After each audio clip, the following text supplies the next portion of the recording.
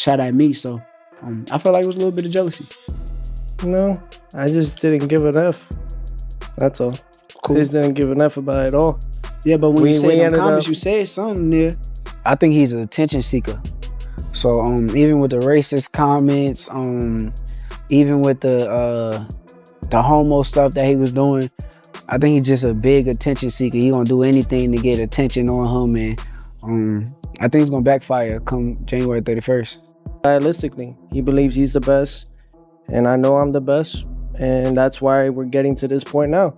He wants to challenge himself. I'm here for it. I'm here to challenge myself every time. Shakur Stevenson and Teofimo Lopez are set for their January 31st clash as the boxing world watches closely. With elite precision, discipline, and defense colliding against raw power, confidence, and aggression, making this confirmed. Showdown, one of the most anticipated and talked about fights of the year. It's cool. He's supposed to feel that way. Like, he's supposed to say the things that he's saying. He's not saying nothing out of the ordinary or something that I didn't expect. Only thing that I kind of took away, he got on a podcast, I want to say, he said that I was slow. And that's the part where I'm like, okay. He's going to be very surprised come fight night to where it's like, you really thought I was slow? Like, is that something like you put in your brain and thought it was about to come out? Heated press conferences set the tone as Shakur Stevenson and Teofimo Lopez come face to face, with Lopez's father jumping into the exchange, as Shakur calls out weaknesses in Teofimo's game and dismisses the southpaw debate by saying records mean nothing without elite opposition, prompting a sharp response questioning Shakur's resume and insisting he must prove everything on the biggest stage, turning the back and forth tense, personal, and chaotic, and adding even more drama and pressure ahead of their January 31st showdown. I'm not none of them fighters.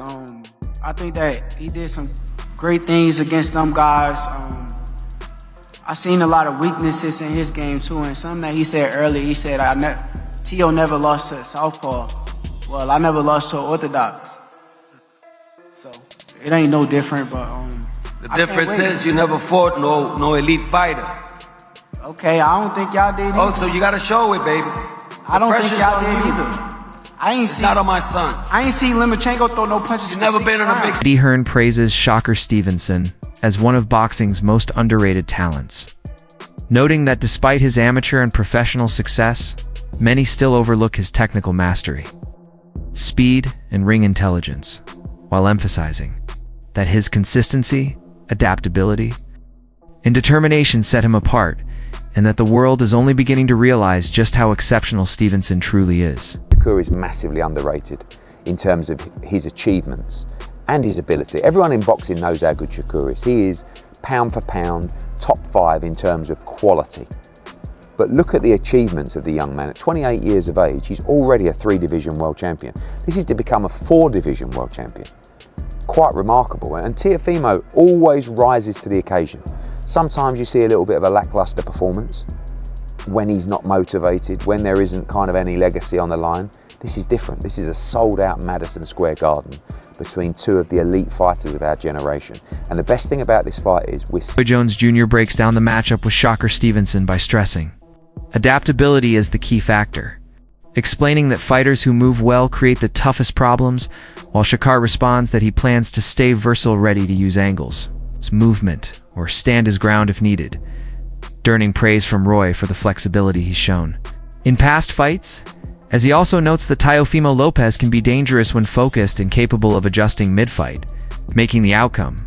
I think you have a masterful foot game as well, and I think that's probably what's going to be to the hardest thing for him to adjust to. So how do you think he's going to adjust to that? I don't want to give out too much. Okay, all right. But I mean, we all know he had problems with people that move around the ring. He wants people that stand in front of them, and he could pick them apart when you stand right there in front of him. But I plan on doing, I'm not going to say the game plan, but I plan on doing a little bit of both. I plan on moving around. I don't plan on just standing in front. I plan on doing everything that it takes to win. And I do applaud the fact that you did, like Andre just said, you did show people that you are versatile. You can do whatever is necessary to win a fight. This is the best, in my opinion. These are the best type of fighters to see. And Teofimo has shown sometimes that he can also be versatile and he can do whatever necessary. Just sometimes he seems to have mental. Analysts reviewing the past month in boxing have criticized how promotion and hype often fail to match reality, pointing to highly anticipated events like the February 2025 card that was billed as historic fell apart due to injuries and pullouts, leaving Shakur Stevenson facing an unknown opponent while other major fights collapsed, raising serious questions about credibility and overpromotion. While they also note that dads and in the ring failed to properly market Stevenson's fight with Teofimo Lopez, showing that even strong matchups can be overlooked when promotion misses the mark, exposing ongoing gaps in the business side of boxing where poor marketing can undermine genuine talent and excitement. To do that and then not even promote the fight, this is a cool fight. I don't understand. Like, to me, it's a bit bizarre because the fans came out and they were like, man, Turkey, he's taking over the game.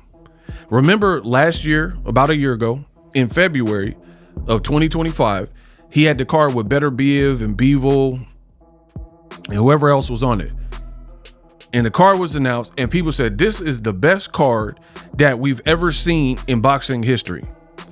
Then the fight card came. Shakur's opponent pulled out, Floyd Schofield. Daniel Dubois pulled out of the fight, right?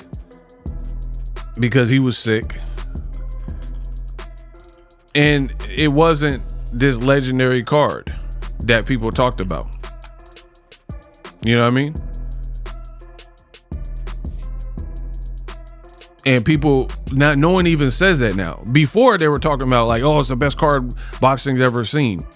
And then the card happened and it kind of just came and went. It wasn't the card that they said it was finna be. Put it that way.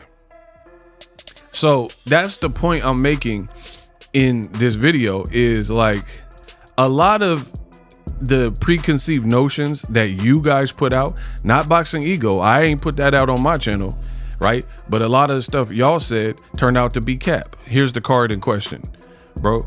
They're like, this is the best card we've ever seen. And then half of the fights, two of the top three fights didn't even go off as planned because of injuries and sicknesses and pullout. And Shakur ended up fighting an electrician that no one ever heard of except for UK. Floyd Schofield sent a pointed message to Shakur Stevenson, questioning the legitimacy of some of the hype surrounding him and other stars, criticizing fantasy matchups by noting that neither Tank nor Shakur has faced the top 4 opponents of their era despite years of fan demands, while stressing that many popular fight discussions ignore the sport's reality. And he also addressed talk about physiques by saying build doesn't determine skill, urging Shakur to face strong opponents like Khan before moving up in weight, emphasizing accountability, respect for competition, and reminding everyone that hype and records alone don't define a fighter's legacy. Shakur haven't fought none of the top 4 of his era for the last, how many years they've been calling for them fight these dudes not fighting like that. So that's fantasy fights, thinking, oh, Keyshawn gonna go all the way up and fight Devin. And man, that's fantasy stuff. That's all that stuff is. And you even said that he was like cut up and shit, you know what I mean, on that, what you said, snack? Nah, I said I respect. Oh, do you mean a thick? What you talking about? Keisha. Yeah, Keyshawn got stocky. He got stocky, but he got stockiness don't mean nothing. Stockiness don't mean. I hope we get to fight Keyshawn before he go to 147. 140, Keyshawn would be a good fight for Kid. I think Keyshawn. Is that why you upset? I think Is that why you upset because he's leaving? I'm never upset. I'm not upset telling the truth about these guys leaving and running. I said it years ago what was going to happen. People told me I was lying. Oh, y'all capping. Y'all ain't going to fight Keyshawn. I said, Keyshawn ain't fighting us. I said, Shakur ain't fighting us. Yeah, we lined up for Shakur. We didn't pull out. It's a fact. Why won't we get the fight when he got out the hospital? It wasn't his fault. He trained hard. He did everything else. Somebody tried to kill him. And the toxicology showed that. Why wasn't a real champion want to give this young man a fight who really stepped up to the plate to fight him and went through all this adversity to make it there, and somebody poisoned him? He deserved a shot to fight. But that wasn't like that there. And it's for a reason. So, I found out this shit is just smoke and mirrors, man. Has nothing to do with boxing. Has a lot to do with the money made behind the scenes. So I know Shakur better step it up, or that's boring for boxing. So they're not gonna keep him. Even if he win, if that fight. Analysts AK and Barak break down the Shakur Stevenson versus Teofimo Lopez fight by highlighting the contrast in their journeys and mindsets. Describing Shakur as relentlessly driven since his amateur days with his sights set on pound for pound greatness, while Teofimo's path has included setbacks, personal struggles, and wavering motivation that could either fuel a chip-and-nozzle mentality or expose vulnerabilities against a locked-in opponent, as they note that Shakur's consistency, elite training, and sparring with fighters like Terence Crawford make him especially dangerous. While Teofimo's recent return to form and strong performances suggest he's ready for a high-stakes, unpredictable showdown, he's a kid that has always wanted to be considered the best in the sport. From the amateurs till now, he wants to be pound for pound top dog. He wants to be on Mount Rushmore, so on and so forth.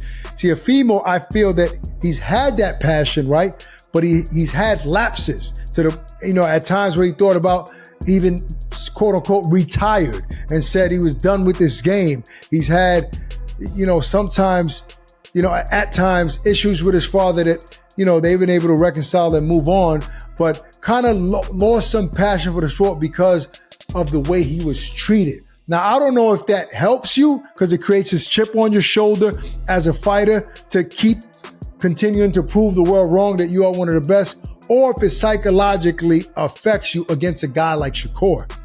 Yeah, I think a guy like, when you go against a guy like Shakur reminds me of Bud Crawford. You can't have those lapses. You can't have that kind of mindset. And I think, Teo's been very vocal about the things that he struggled with. And, he was going through a divorce and all of these things were making it really, really hard for him to focus on his first love. But that's the thing. Recently, he said he came back to his first love. He remembers that this is what got him everything he has. And he's back in love with boxing. And that's what we've been wanting to hear. And when we see a Teo like that, he's sharp against Josh Taylor. When we see a Teo like that, he's sharp against Lomachenko and also willing to fight all these guys. Now think about this. I know we call big, heavy punches the boogeyman, but usually the boogeyman is the guy that's hard to beat. And Shakur Stevenson says he steps into every fight aiming for total dominance, determined to perform so clearly and decisively that the judges have no room for doubt. He's driven by a constant chip on his shoulder to assert control and prove he's among the best of his era, believing a win here would secure a top 5 pound-for-pound spot and place him among boxing's for kings, with his style and decisiveness defining how history remembers him. While he dismisses Teofimo Lopez's controversial behavior as attention-seeking, that will backfire on January 31st, clarifying that his conversation with Floyd Mayweather wasn't strategic but casual, and reaffirming that he plans to prove everything through action in the ring, not words.